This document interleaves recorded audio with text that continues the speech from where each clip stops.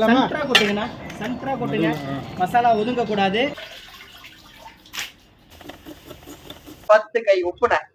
Friends, இன்னைக்கு வந்து பாத்தீங்கன்னா நம்ம 10 கிலோ பிரியாணி வந்து செய்ய போறோம். யாரு கூடன்னு பாத்தீங்கன்னா நம்ம ஃபேமஸான குட்டி பிரியாணி. சோ அவரு தான் வந்து இன்னைக்கு வந்து நம்மளுக்காக செஞ்சு காட்ட போறாரு. கூட வந்து பாத்தீங்கன்னா கிரேட் நம்பர் 1 நண்டு சேகரனும் இருக்கிறாரு. சோ நம்ம எல்லாரும் சேர்ந்து இந்த 10 கிலோ பிரியாணி எப்படி செய்ய போறோன்றத பாக்கலாம். நான் பாத்துலாமா? பாத்துலாமா ஜி? ஓகே, பாப்போம்.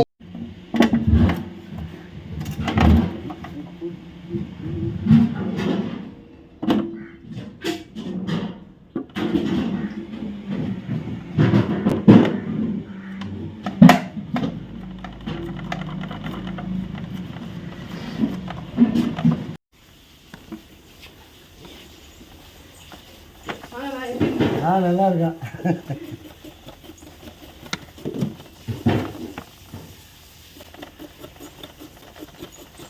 நல்லா எப்படி ஷார்ட்ஸ் எடுக்கலாமா, ஃபுல் வீடியோ எடுக்கலாமா? ஃபுல் வீடியோ எடுக்கலா. நீ அம்மா டைம் இருக்கா? டைம் எல்லாம் கிடையாது.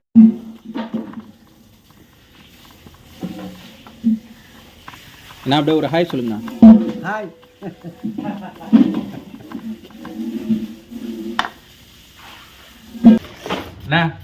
என்னண்ணா பிரியாணி ரெடி ஆகுதா? ரெடி ஆகிடுங்களா? வெங்காயம் வெட்டினு இருக்கேன். வெங்காயம் தக்காளி வெட்டிட்டாலும் பிரியாணி ரெடியான மாதிரி. ரெடியான மாதிரி. ஆமா பாருங்க, என்ன ஃபாஸ்ட்ன்றீங்க, மிஷின் மாதிரி இருக்குது.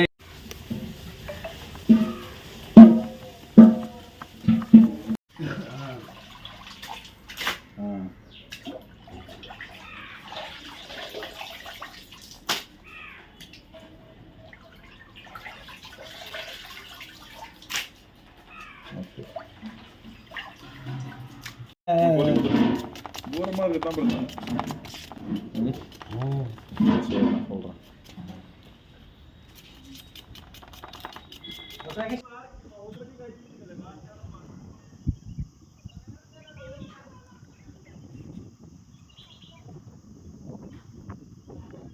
பாண்டி பாய்ஸ். இப்போ நம்ம என்ன பிரியாணி செய்யறது எடுத்துட்டு இருக்கோமா? வடி பிரியாணி செய்ய போறோம். வடி பிரியாணி செய்யறதே எடுத்துட்டு இருக்கோம். எத்தனை கிலோ? 10 கிலோ கறி, 10 கிலோ யூனிட்டி பாஸ்மதி ரைஸ். பார்த்துலாமா? பார்த்துடலாம். ஓகே, ஸ்டெப் பை ஸ்டெப்பா. Step by step.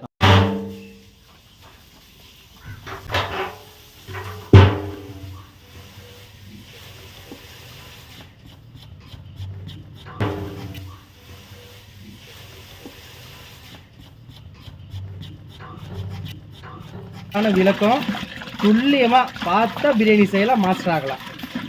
இந்த ஒரு வீடியோல மாஸ்டர் ஆக்குறோம். இந்த ஒரு வீடியோவில் ஒரு 1 லட்சம் பேரை மாஸ்டர் ஆகலாம். போடும், அதுக்கு வீடியோ 1 லட்சம் வியூஸ் போடுங்க. தரமாக செய்யணும்.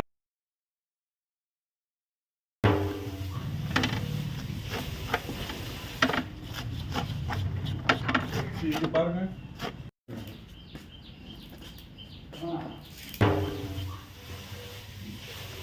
இன்னைக்கு பாஸ்மதி அரிசியில 10 கிலோ வடி பிரியாணி கேஸ் அடுப்பில் செய்ய போகிறோம். 10 கிலோ அரிசிக்கு 10 கிலோ கறி சேர்த்தா தான் வடி பிரியாணி அதிக டேஸ்ட் கிடைக்கும். 10 கிலோ கறி எடுத்திருக்கோம். 10 கிலோ அரிசிக்கு 5 கிலோ கறி சேர்க்கலான்னு. எந்த அளவுக்கு கறி கூடுதலாக இருக்கோ அந்த அளவுக்கு டேஸ்ட் அதிகமாக கிடைக்கும். வாங்க, 1 கிலோவுக்கு 400 கிராம் எல்லாம் சொல்கிறது தான். 10 கிலோவுக்கு 4 கிலோ வெங்காயம், 1 கிலோவுக்கு 300 கிராம் தக்காளி, 10 கிலோவுக்கு 3 கிலோ தக்காளி, எப்பவும் போல் ஒரு 1/2 கட்டு புதினா மல்லித்தழை, ஒரு 300 கிராம் பச்சை மிளகா. பச்சை மிளகா காரத்தை பொறுத்து சேர்த்துக்கலாம். இது கொஞ்சம் பெருசாகிறதுனால காரம் கம்மியாக இருக்கும், அதனால் கொஞ்சம் கூடுதலாக சேர்த்துக்கிறேண்ணா. 10 கிலோவுக்கு பட்டை கிராம் ஏலக்காய் எடுத்திருக்கேன். ரீச் 1 கிலோவுக்கு 1 கிராம் தான். பட்டை மட்டும் கூட சேர்த்துக்கணும். 1 லிட்டர் தயிர், ஒரு 5 எலுமிச்சைப்பழம் சாறு, 2 லிட்டர் எண்ணெய். நமக்கு கொஞ்சம் இன்னைக்கு பெப்பர் சேர்த்து நல்லா காரம் சூப்பராக செய்ய போகிறோம். இந்த மசாலாவும் இந்த பிரியாணிக்கு சேர்க்க போகிறதுல 1 கிலோவுக்கு 10 கிராம் தனி மிளகாய் தூள், மொத்தம் 10 கிலோவுக்கு 100 கிராம் தனி மிளகாய் தூள் சேர்க்குறோம். எப்பவுமே ஃபர்ஸ்ட் உணத்தண்ணிய பத்த வச்சுட்டு தான் நம்ம தாளிப்பை ஏத்தணும். ஏன்னா தண்ணி எவ்வளவு வேணா கொதிக்கலாம், ஆனா மசாலா கொதிச்சு கறி வந்துச்சுன்னா கறி உடஞ்சிரும், மசாலா குறைஞ்சிரும். அதனால ஸ்லோவா உணத்தண்ணிய பத்த வச்சுட்டு நம்ம 2வது மசாலா ஏத்த போறோம். 1 கிலோ அரிசிக்கு 3 லிட்டர் தண்ணி. நீங்க 1 லட்சம் அரிசி செஞ்சாலும் மாறாது. 3 லிட்டர் தண்ணி தான். இங்க 10 கிலோக்கு 30 லிட்டர் தண்ணி ஊத்திட்டேன். மினரல் கேன் வாட்டர் ஊத்திருக்கேன். யூனிக்கான டேஸ்ட் கிடைக்கும் நம்ம கேன் தண்ணி யூஸ் பண்ணி நம்ம பிரியாணி செஞ்சா. இதுல 1 கைப்பிடி அரிசிக்கு 1 கைப்பிடி உப்பு, 40 கிராம். நான் எப்பவும் சொல்ற மாதிரி இது 1 கைப்பிடி அளவுக்கு நம்ம எத்தனை கிலோ அரிசி சேர்க்கிறோமோ அத்தனை கைப்பிடி. 10 கிலோ அரிசினா 10 கைப்பிடி, அவ்வளவுதான். இதோட இது சரியா போச்சு. 2வது மசாலா ஏத்தி வடிச்சு கொட்ட போறோம்.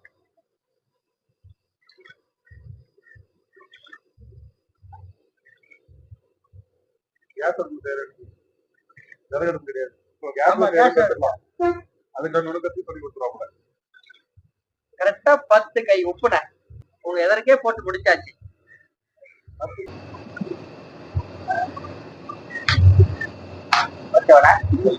பட்டாவை பத்த வச்சாச்சுன்னா 1 கிலோக்கு 200 ml, 10 கிலோக்கு 2 லிட்டர் எண்ணெய். இதுல மாற்றமே கிடையாது. எத்தனை கிலோ பிரியாணி செஞ்சாலும் நம்ம பிரியாணிக்கு எந்த அளவுக்கு குவாலிட்டியா எண்ணெய் எடுத்துருக்கோமோ அந்த அளவுக்கு பிரியாணி நமக்கு நல்ல குவாலிட்டியா கிடைக்கும். நேரம் ஆனாலும் நமக்கு அந்த எண்ணெய் பிரிஞ்சு வராம சூப்பரா இருக்கும்.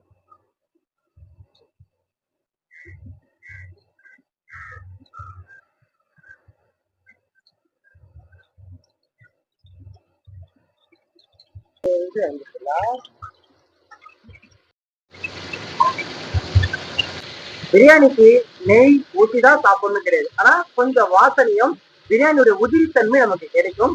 300 ml 150 ml இப்ப ஊத்திக்கிறேன்.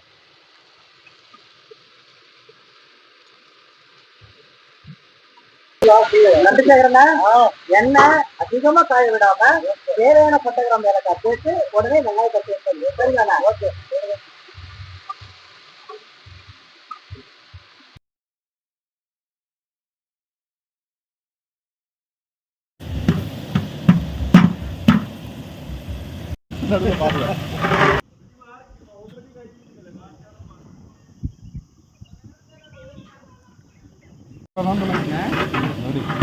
வெங்காயம் வதக்கும் போதே பச்சை மிளகாய் போட்டு வதக்கினா பச்சை மிளகாய் மனம் சூப்பரா இருக்கும். எல்லாமே பச்சை மிளகாய் என்ன கிடைக்குதுன்னு கேட்கறேன். நீங்க சொல்லுங்க என்னென்ன கிடைக்குது பச்சை மிளகாயில? டேஸ்ட் கிடைக்கும், லைட்டா காரம் கிடைக்கும்.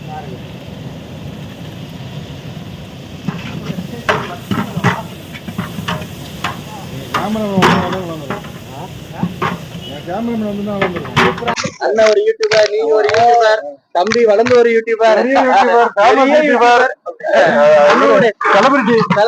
அனுபவம் நிறைய இருக்குண்ணா. ஆமாண்ணா. சரிண்ணா, இப்ப வெங்காயம் வதங்குது, எந்த அளவுக்கு வதங்கணும்? வெங்காயம் பொன்னிறமா வரணும். பொன்னிறமானா அதாவது தங்க கலர். அதுக்கு அதிகமாவும் போக கூட கம்மியாவும் ஆகக்கூடாது. தங்க கலர். அதுக்குதான் பொன்னிறம் சொல்றோம். எதுக்கு பொன்னிறத்துக்கு வதக்குறாங்க? பொன்னிறம் வதக்கும் போது தானே வெங்காயத்தோட ஈரப்பதம் போய் தித்திப்பு தன்மை வரும். நான் சொல்றது புரியுதுங்களா? அதுக்கு மேல போகும்போது நமக்கு அதிகமா கசப்பு வரும். வெங்காயத்தோட மசாலா குறைஞ்சிரும். ஒரு பகோடா போற செய்தி வந்துட்டா அந்த மாதிரி வதக்கினா கூட நமக்கு மசாலாவோட குவான்டிட்டி கிடைக்காது. மசாலாக்கு கூட அந்த மசாலா குவான்டிட்டி குறைஞ்சிரும் ஒரு ஸ்டேஜுக்கு முன்னாடி. அதாவது வெங்காயத்துக்கு ஓரமா கார்னரா பொன்னிறமா வரணும். அப்பதான் நமக்கு பிரியாணி ஒரு தித்திப்பா ஸ்பைசியா சாப்பிட சூப்பரா இருக்கும். இன்னொன்னு சொல்றாங்க, ரொம்ப நேரம் கெட்டு போவாதுன்றாங்க. அதுக்குதானே அந்த ஈரப்பதம்ன்றது. வெங்காயத்தை சரியா வதக்கலன்னா வெங்காயத்துல ஈரம் இருக்கும். அதனால பிரியாணி கெட்டு போறதுக்கான வாய்ப்பு இருக்கும். வேற ஒண்ணும் கிடையாது. இந்த டைம்ல புதினா மல்லி தழைய ஃப்ரெஷ்ஷா சேர்த்துக்கிட்டா இதுல இருந்து வதங்கி இதோட பிளேவர் நமக்கு சூப்பரா பிரியாணி வெங்காயம் இன்னும் பொன்னிறம் வரல. அது முன்னாடி சேர்க்கலாம். ஆமாண்ணா. முக்கியமா இது எந்த அளவுக்கு ஃப்ரெஷ்ஷா எடுத்துக்கிறோமோ அந்த அளவுக்கு வாசனை. ஏன்னா இந்த தழை நமக்கு மசிஞ்சு போகணும்.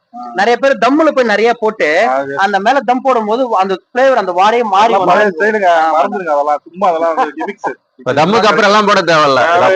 தம்முக்கு அப்புறம் போட்டா ஹீட்ல வதங்கி சுருங்கி நமக்கு பிளேவர் மாறிடும். அவருக்கு முன்னாடி இந்த வீட்டுல இருக்கிற பெண்மணிகள் எல்லாம் முக்கியமா நோட் பண்ணுங்க. ஃப்ரெஷ்ஷா போடணுமா? ஃப்ரெஷ்ஷா ஞாயிற்றுக்கிழமை அது கொடுப்போம். அதை எடுத்து ஃப்ரிட்ஜ்ல பழுத்திருக்கோம். அதை எடுத்து போடுவாங்க. அப்புறம் பிரியாணி ஹோட்டல் மாதிரி வரல, ஃபங்க்ஷன் மாதிரி வரல. இதுதான் பெரிய தப்பு. நம்ம ஏன் வீட்டுல ஹோட்டல் மாதிரி செய்ய முடியலன்னா ஹோட்டல்ல செய்யற அளவு நம்ம போடுறது இல்ல. அது மாதிரி பக்குவமா வதக்கறது இல்ல. அதனாலதான் வர்றது இல்ல. ஃப்ரெஷ்ஷா கொண்டாந்து போட்டோம்னா அந்த வாசனை அதுல இருக்கும். ஃப்ரிட்ஜ்ல வச்சு எடுத்துட்டு வந்தோம்னா அந்த வாடெல்லாம் அதை விட அது வாசனை போயிடும். நினைக்காதீங்க. நீங்க சான்ஸ் எடுத்தா அண்ணன் பிரியாணி சாப்பிட்டு பாருங்க. செம்மையா இருக்கும். உண்மைதான்.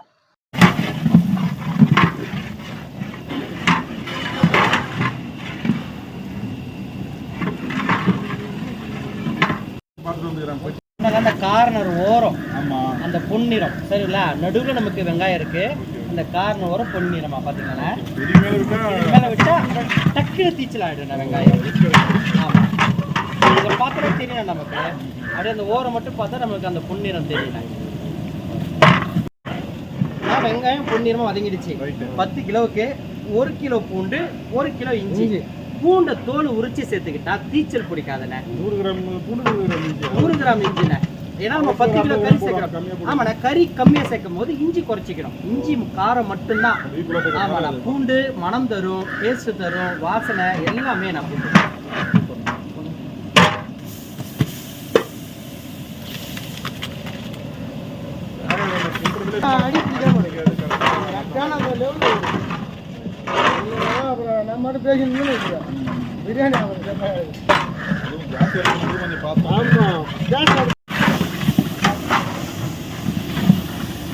இப்போ அரிசிக்கு தனியா உலையில உப்பு போட்டோம்.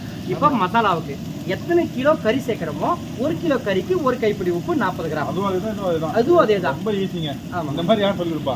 தேவையான அளவுக்கு போட்டு போடுவாங்க. ஆமாண்ணா. எல்லாருமே உங்க கை பெருசா இருக்கு, என் கை சின்னதா இருக்கு அப்படின்னு கேக்குறாங்க. அதுதான் 40 கிராம் சொல்றேன். ஒரு பாக்கெட்டு 1 கிலோ, ஒரு பாக்கெட்டு 25 கைப்பிடி வரும். 25 கைப்பிடி சரியா வரும். நீங்க அளந்து பார்த்து போட்டுக்கலாம். ஆமா, நான் வதக்கினேன். காட்டுறேன் பாருங்க மக்களே, பாருங்க. வதக்கினேன்.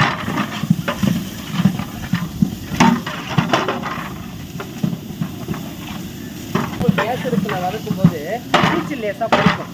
ஏன்னா அனல் வந்து ஒரே இடத்துல. அப்போ நம்ம தயிர்ல 1 லிட்டர் தயிர் பாதி சேர்த்துக்கிறோம். ஆமாண்ணா, பாதி நம்ம தக்காளி கூட. ஆமாண்ணா, அதிகமா சேர்த்துட்டா இஞ்சி பூண்டு வதங்காது.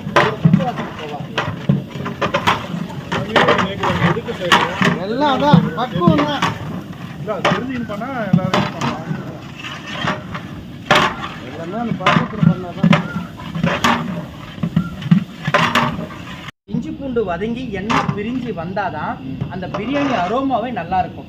அதாவது வெங்காயம் வதங்கும் போது எண்ணெய் பிரியும், இஞ்சி பூண்டு வதங்கும் போது எண்ணெய் பிரியும், தக்காளி வதங்கும் போது எண்ணெய் பிரியும், தண்ணி கொதிக்கும் போது எண்ணெய் பிரியும். அப்போதானே பிரியாணியோட அரோமாவோட டேஸ்ட்டும் நீங்க அதிகமா பார்க்க முடியும். இப்போ 1 கிலோவுக்கு 300 கிராம் தக்காளி கணக்குல 10 கிலோவுக்கு 3 கிலோ சேர்த்துக்கிறேன். தனி மிளகு சேர்க்கவே இல்லையா? இல்லண்ணே, அதான் இந்த நம்ம வீடியோவில் ஒரு டிப்ஸா சொல்ல போறேன். சொல்லுவோண்ணே.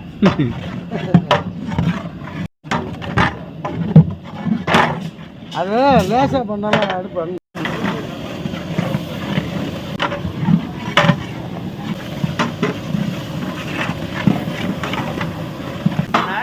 எல்லாமே வெங்காயம் வதங்கும் போது எண்ணெய் கூட தனி மிளகாத்தூள் போடுன்னு சொல்றாங்க. நம்ம எண்ணெய் வெங்காயம் வதக்கி இஞ்சி வதக்கி தக்காளி வதக்கிற வரைக்கும் நமக்கு எண்ணெய் தான் இருக்கும். சரிங்களா?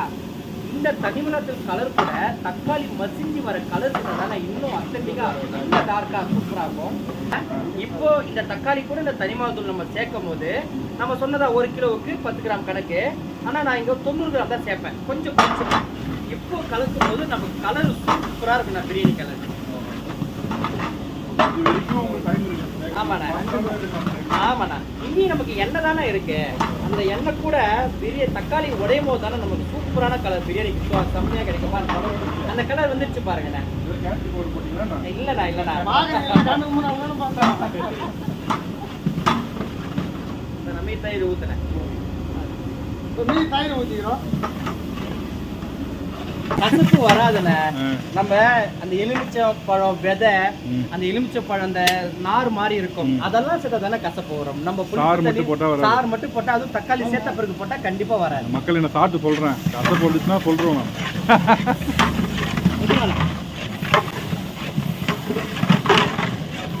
தக்காளி சேர்த்த பிறகு தனி மிளகாத்தூள் போட்டுக்கோ. அதுக்கு பிறகு என்ன பண்றோம், லெமன் சாறு ஊற்றிக்கிறோம். ஆனா உள்ள பாருங்கண்ணா, அந்த எண்ணெய் அப்படியே பபிள்ஸ் மாதிரி பிரிஞ்சு வருது பாருங்க. இந்த மாதிரி வாங்க பாருங்க, தெரியுதுங்களாண்ணே? இந்த மாதிரி வந்தாதான் நமக்கு அந்த பிரியாணி அரோமா டேஸ்ட் சூப்பரா இருக்கும். பிரியாணியோட அக்னி ரெடி ஆயிடுச்சு.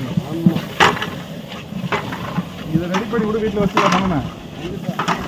ஆமாண்ணா, ஹோட்டல்லாம் இந்த மாதிரி ரெடி பண்ணி தானே வச்சுட்டு அந்த சிக்கன் வந்து ஃப்ரை இந்த இப்போ சிக்கனை சேர்க்கணும். ஆனால் சிக்கனை சேர்க்கல. ஆனால் சிக்கனை சேர்த்து வதக்கினா நமக்கு சிக்கன் வதக்கி உடஞ்சிடும். அதனால அளவு தண்ணி ஊற்றி கொதிக்க வச்சு அப்புறம் தக்காளி இன்னும் நல்லா மசியும். அப்புறம் நமக்கு இன்னும் நல்லா கூடுதல் கலர் கிடைக்கும். கடைசியாக சிக்கனை சேர்த்து நம்ம அரிசி வடித்து போட்டோம். நம்ம அளவு தண்ணி ஊற்றிக்கலாமண்ணே? கண்டிப்பாக. அண்ணா, மசாலாவுக்கு 10 கிலோவுக்கு ஒரு ரேஷியோ, 20 கிலோவுக்கு ஒரு ரேஷியோ, 30 கிலோவுக்கு ஒரு ரேஷியோ. 10 கிலோவுக்கு 700 ml சேர்த்தா போதுங்க. அப்போ 7 லிட்டர் தண்ணி கேன்ல கரெக்டான 7 லிட்டர் தண்ணி எடுத்து வச்சிருக்கேன்.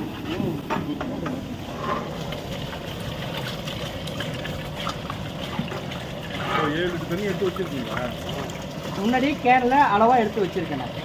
கறி சேர்க்கல, நல்லா தண்ணி கொதிச்சு அனலை கம்மிப்படுத்தி கறியை சேர்த்து நம்ம அரிசி வடிச்சு கொட்ட போறோம். தண்ணி அளவு தானே, தண்ணியோட மெஷர்மெண்ட் காரம் உப்பு சரியா இருந்தா சூப்பரா இருக்கும்.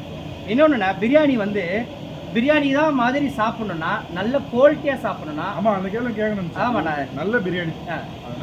நல்ல பிரியாணினா ஃபர்ஸ்ட் அரிசி தானே மெயின். அரிசி குவாலிட்டி இருந்தால் தான் பிரியாணி உதிரியா இருக்கும், தீச்சல் பிடிக்காது, குழகுழப்பு இருக்காது, ஒரு மாதிரி புட்டு புட்டா இருக்காது. வீட்டில் என்ன செய்வாங்க, கம்மியான ரேட்டில் புழுங்கல் அரிசி, ஆப்பால் அரிசி இந்த மாதிரி அரிசி வாங்கிட்டு வந்து செஞ்சு அந்த மாதிரி வரலன்னுவாங்க. கண்டிப்பாக பிரியாணி அரிசியில் செய்யணும். அரிசிக்கு சமமாக கறி சேர்க்கணும், வதக்கணும். எந்த அளவுக்கு இந்த நல்லா வதக்கி அந்த அரோமாவை நம்ம உணர்றோமோ அந்த அளவுக்கு பிரியாணி சூப்பராக சாப்பிட்லாங்க. என்னோட மாஸ்டர் அருணாச்சலடா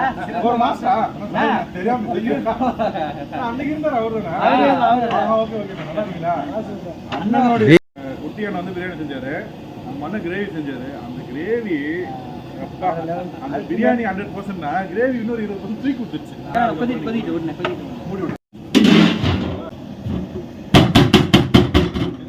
தண்ணி கொதிச்சுட்டு கறி சேர்த்தா உடஞ்சிதுன்னா வேகத்தை குறைக்கணும்னு சொல்றேன். அனல் பதம் தான் முக்கியம். நம்ம எந்த அளவுக்கு பிசிக்கல் வேலை முக்கியம் சொல்றோமோ அந்த அளவுக்கு அனல் பதம் முக்கியம். முக்கியமா கேஸ் அடுப்புல முக்கியம். சரி, கேஸ் அடுப்புல கிட்டே இருந்து பண்ணிடுங்க. தலைவர் ரொம்ப ரிஸ்கான ஆளு, மார்க் கேர்ஃபுல்லா இருக்கணும். இங்க பாருங்க, நல்லா மசாலா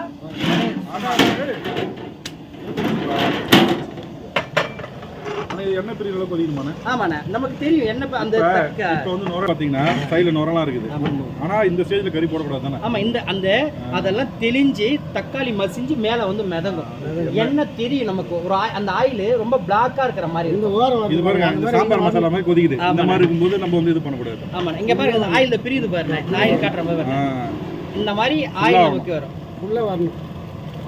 ஏன்னா நிறைய பேர் கோச்சு ஒண்ணே போட்டு பச்சை வாசனை இருக்காது.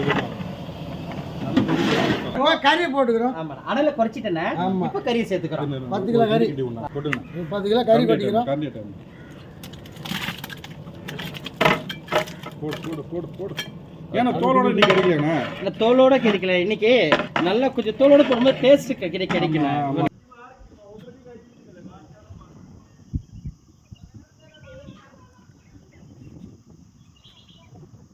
இப்ப வேகமா கொதிக்கல, சின்னதா பபிள்ஸா கொதிக்குது பாருங்க. இந்த மாதிரி வரணும், குட்டி குட்டி பபிள்ஸ். இந்த ஸ்பீடே போதும். இந்த ஸ்பீடே போதும்டா. இதுக்கு அப்புறம் இன்க்ரீஸ் பண்ணீனா உங்க கறி உடைஞ்சு லைட்டா இன்க்ரீஸ் பண்ணிட்டு கொச்சதுக்கு அப்புறம் சிம் பண்றா அப்படியே போதும் சொல்றேன். இப்போ இந்த ஸ்டேஜ்ல நம்ம அரிசியை வடிச்சு இங்க சேர்த்து வடிக்க ஆரம்பிச்சோம். இப்போ கறி வந்தா பிச்சிலாம் பாப்பாங்க, பார்க்கணுமா டைமிங் இருக்கு. நம்ம எந்த வீடியோல அப்படி கான்செப்ட் நம்ம பண்ணது இல்ல. ஆமாண்ணா, பாக்குறவங்களுக்கு அது வந்து புதுசா பாக்குறவங்களுக்கு ஒரு சந்தேகத்துக்கு பாத்துக்கலாம். அவங்க செய்ய எக்ஸ்பீரியன்ஸ் ஆகும். அதுக்கு அப்புறம் உங்களுக்கு தெரியும் ஒரு டைமிங் இருக்குமே, ஒரு 10 நிமிஷம். கண்டிப்பா நான் கரெக்டா 5 நிமிஷம் இருந்து 6 நிமிஷம் இந்த மாதிரி பபிள்ஸா கொதிக்கணும். ரொம்ப நேரமா விட்டுற கூடாது. பிச்சுலாம் பார்க்காதீங்க. அவர் சொன்ன மாதிரி ஒரு 6 நிமிஷம் 7 நிமிஷம் விட்டீங்கனாலே போதும். ஏன்னா பிச்சு பாரு சொல்லிட்டு நல்லா வந்துச்சுன்னா இதுல வேக விட்டுருவாங்க. இது வந்து உடனே வந்துடும். சிக்கனை பொறுத்த வரைக்கும், அதுவும் பிராய்லர் சிக்கன்னா வேலையே கிடையாது.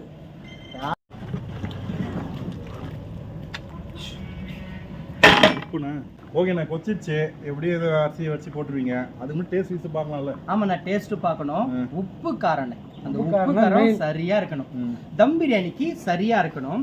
வடி பிரியாணிக்கு ஒரு துடிப்பு லைஸா நமக்கு கரிப்பா இருக்கு அப்படின்னு ஃபீல் பண்ணணும். அதுதானே முக்கியம். அந்த காரமும் அதே தான், வேற எதுவுமே கிடையாது. எண்ணெய் இல்லாம வெறும் மசாலா தனியா எடுத்து நம்ம செக் பண்ணணும். கொஞ்சம் ஊத்துங்க.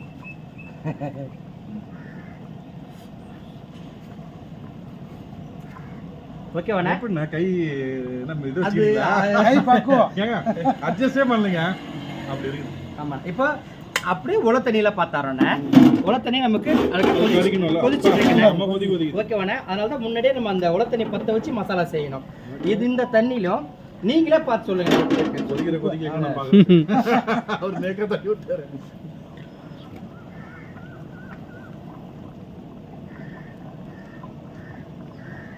இது கொஞ்சம் போலாமே.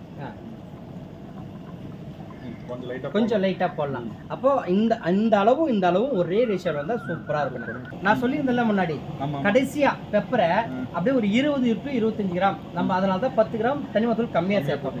அந்த காரம் பிரியாணியில சாப்பிடும் போது சூப்பரா இருக்கும். இது ஒரு புதுசா இருக்குதுங்க, நான் சாப்பிட்டு சொல்றேன் எப்படி இருக்கு. நான் மேக்ஸிமம் நான் சேர்த்ததில்ல, அண்ணன் சொல்றது சூப்பரா இருக்குன்ட்டு.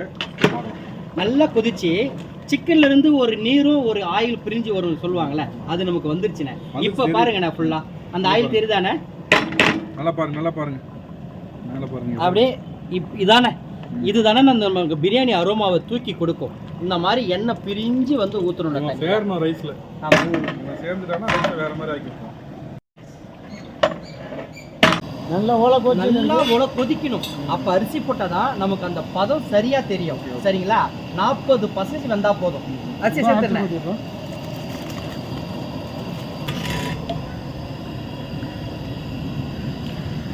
இந்த அரிசி எடுத்து அழுத்தி பார்க்கும்போது, அதாவது துண்டு துண்டா உடையணும், நசுங்க கூடாது. கொஞ்சம் நீண்டு வரும், ஒயிட்டா மாறும், துண்டு துண்டா உடையும். அந்த பக்குவத்தில் எடுத்துடணும். குறைஞ்சது 50% தாண்டக்கூடாது. அப்பதான் நம்ம தண்ணி ஊற்றி இந்த தம் போடும்போது அது நெருத்தி ஆகி நமக்கு உதிரியா நல்ல சாஃப்டா கிடைக்கும். இது ஸ்லோ ஃப்ளேம்ல இருக்கும். இது ஆமா, இதுவும் அதே அனல் பத்து தானே இருக்கும். அனல் குறைக்கலாம் கூடாது. நமக்கு தண்ணி கொதி வரணும். குறைஞ்சது 2 to 3 நிமிஷம். அந்த டைம்ல வடிச்சு எடுத்துடணும். லென்த் தெரியுமா? ஒரு டைமிங் கணக்கு வச்சுக்கோங்க. அந்த அனல் பதத்தை குறைச்சிடக்கூடாது. நமக்கு அரிசி கொட்டும் போது என்ன அனல் பதம் இருக்கோ அது அப்படியே தான் இருக்கணும். அரிசி வடிக்க விடும், மசாலா கொதிக்கிற ஹிட்டு ஒன்றா இருக்கணும். வடிச்சு அந்த சூட்லேயே கொட்டணும். அப்போதான் கொட்டும் போதே நமக்கு தம் ப்ராசஸ் 50% முடியணும். நீங்கள் நீர் ஃப்ளோவாக இருக்கும்போது அரிசி கொட்டினீங்கன்னா நீரை இழுக்காது, உங்களுக்கு சொதன்னு கிடைக்கும். பாஸ்மதி அரிசியில் நீர் சேர்ந்தாலே டேஸ்ட் தெரியாது. சரியாண்ணா? நல்லா கொதிக்குது. நம்ம அரிசியை வடிகட்ட போகிறோம். அரிசியை வடிக்கும் போது நான் அனலை குறைக்கலைன்னா, வடிக்க நம்ம அரிசி மேலே கொட்ட அதோட பதம் நமக்கு நல்லா வெந்துக்கிட்டே இருக்கும். மேல் பதம். ஆமாம், தண்ணி நமக்கு தேவைப்படும் இல்லையா? ஆமாண்ணா. இந்த தண்ணி கண்டிப்பா மேல தண்ணி தேவைப்படும். அதுக்கு இந்த தண்ணி தான் ஊற்றணும். ஏன்னா இதுல தான் உப்பு இருக்கு, இதுல தான் நமக்கு தண்ணி சூடா இருக்கு. பச்சை தண்ணிலாம் ஊற்றக்கூடாது கண்டிப்பா. ஆமாண்ணா.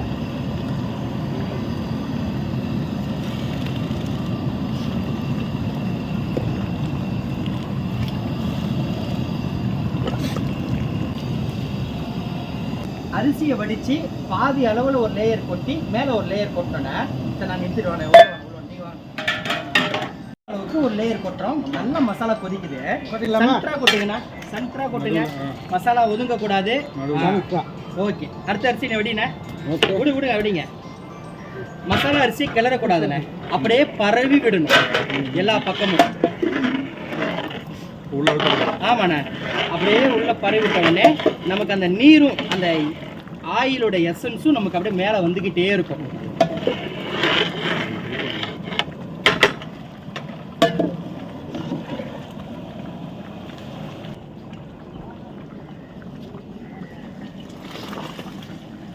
அப்பதான் அந்த ஹீட் கரெக்டா இருக்கும். Okay, super. நானும் வெடி பிரியாணி செய்யறப்பா. செஞ்சுக்கிறேன், நல்லா தான் வரும். பயந்து செய்வேன். அரிசியை ஃபுல்லா பரவி விட்டாச்சுன்னா, அப்படியே இந்த கரண்டியை மசாலா கலராம லேசா ஷேக் பண்ணணும். ஆமாண்ணே, சிக்கன் உடையாம. ஏன்னா நமக்கு அந்த அப்பதான் அந்த ஆயிலும் அந்த நீரும் மேல வரும், மசாலா தண்ணி. இது பாருங்க மக்களே, கேசரி பவுடர் போட்ட மாதிரியே இருக்குது. ஆனா எதுவுமே போடல, அப்படியே லைவா போயிருக்கு.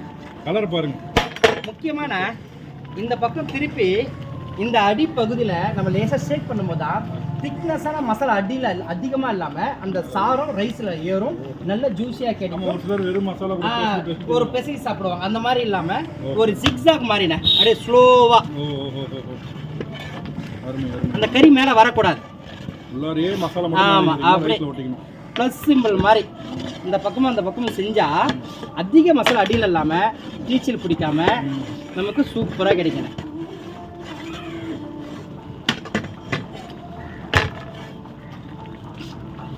தட்டி எடுத்துருவானே மாதிரி ஒன்று வச்சு இப்படி நம்ம தடவி விடும் போது நமக்கு அந்த அரிசி நீரும் அப்படியே சமமா இருக்கா தெரியுண்ணே. பாத்தீங்களாண்ணே, நீர் மேல தெரியுதா? இது போதுண்ணே. சும்மா கொஞ்சமா அந்த ஓர அரிசி ஒரு 1 லிட்டர் சேர்க்கும் போது நமக்கு கரெக்டா இருக்கும். பாத்துங்க ரைஸோ தண்ணிக்கு அளவு கரெக்டா இருக்கு. அப்படியே தல ரெண்டுமே ஈக்குவலா முடிக்கிறதுனா பொங்கல் தான். இப்போ விறகு தான் நம்ம தம் போடுவோம். இப்போ நம்ம வடிச்ச அந்த சுடு தண்ணியை தூக்கி மேல வைக்க போறோம். வீட்டுக்காக அது. ஆமா.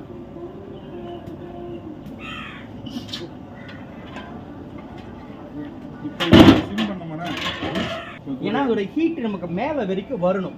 2 ல இருந்து 3 நிமிஷம் வரைக்கும் நம்ம வதக்குற பக்குவத்துக்கு ஃப்ளேம்ல இருக்கணும். சைடுல லேசா அந்த அனல் வேக்காடோ ஆவியோ வரும். அதுக்கப்புறம் தான் நம்ம ஸ்லோ ஃப்ளேம்ல வைக்கணும். வரனாலும் ஒரு 5 நிமிஷத்துல வச்சிடலாம். 5 நிமிஷத்துல வச்சிடலாம் கண்டிப்பா. ஆமா வரனால ஏன்னா வட்டாவோட அளவு சரியில்லைனா வட்டா ரொம்ப ஹைட்டா இருந்துச்சுன்னா உங்களுக்கு வெளில வராது. சரியான வட்டா இருந்தா தான் 3 நிமிஷத்துக்குள்ள உங்களுக்கு அந்த ஆவி வெளில வரும். சரிங்க. இது எவ்வளவு நேரம் தம் பண்ணணும்? கரெக்டா 20 to 25 நிமிஷம். ஆனா நிறைய பேர் என்ன சொல்றாங்கன்னா 20 25 அப்படி கிடையாது. 3/4 மணி நேரம் விட்டா கூட தம் ப்ராசஸ் சூப்பரா இருக்கும். ரொம்ப இழுத்துக்காதா? ரொம்ப இழுத்துக்காதுண்ணே. உங்களுக்கு எந்த விட்டு பார்க்கலாம். 1/2 hour மேக்ஸிமம். ஆமா அதுக்காக தான் நீரோட தலன்னு போடுறோம். அடி பிடிக்காதா? அடி பிடிக்காதுண்ணே. அது தம் நம்ம கீழே கந்துல மேல மட்டும் தான் நெருப்பு இல்லாம இருக்கிறாரு. ஆனா சைடுல ஆவி வந்துருச்சு. இப்போ நம்ம அடுப்பு ஸ்லோ பண்றோம். ஆவி வந்துச்சு. அவ்வளவுதான். சிம்ல ஒரு 20-25 நிமிஷம் விட்டுட்டா பிரியாணி ரெடி. நம்ம வச்சிடலாமா? பிரியாணி 10 கிலோ வடி பிரியாணி ரெடி. திறந்து தம் அடிச்சு சரிங்களா?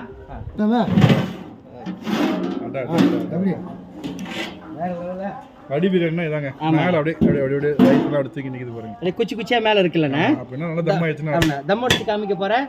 அட கொஞ்சம் கிட்ட வேணா சாப்பிட மட்டும் தெரியுற மாதிரி. தண்ணி பார்க்கலையா? தண்ணிண்ணே. ஓகேண்ணே. நீங்களும் மாஸ்டர் எடுத்து காட்டுறீங்கண்ணா. எப்பவுமே வடி பிரியாணிக்கு நம்ம இந்த சைட்ல நம்ம கரண்டி விட்டு உள்ள பார்க்கணும்.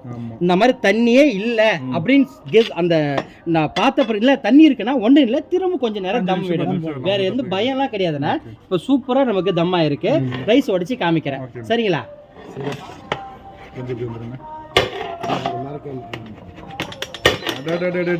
என்ன ராஜேஷ் ப்ரோ செம்ம வேற லெவல். உங்க வார்த்தைக்காக தான் வெயிட்டிங். நம்ம கேஸ் அடுப்புல செஞ்சிருக்கோம் அன்னைக்கு. அப்போ விறகு அடுப்புனா கேஸ் அடுப்பு சாப்பிடுறோம் கிட்ட வாசனை தூக்குது. கறி தூக்குங்க. அட மசாலா கறியில ஏறாதுனாங்களே. கறியோட கலர் பாருங்க. அப்புறம் சொல்லுங்க யாரா இருந்தாலும். எப்படின்னா சூப்பரா இருக்கும். ரைஸ் எப்படின்னா கேஸ் அடுப்புல நமக்கு அப்படியே போல உதிரியா இருக்காங்க. நம்ம ஸ்டைல் எப்பவுமேண்ணா கொடுக்கனாலே இதான் அண்ணனுடைய ஸ்டைல். சூப்பராண்ணா. அப்படியே முரத்துல படிக்கிற மாதிரி அப்படியே பொடிச்சிட்டே இருக்கலாம். அப்படியே அண்ணா சாப்பிட்டு பாக்குறீங்களாண்ணா?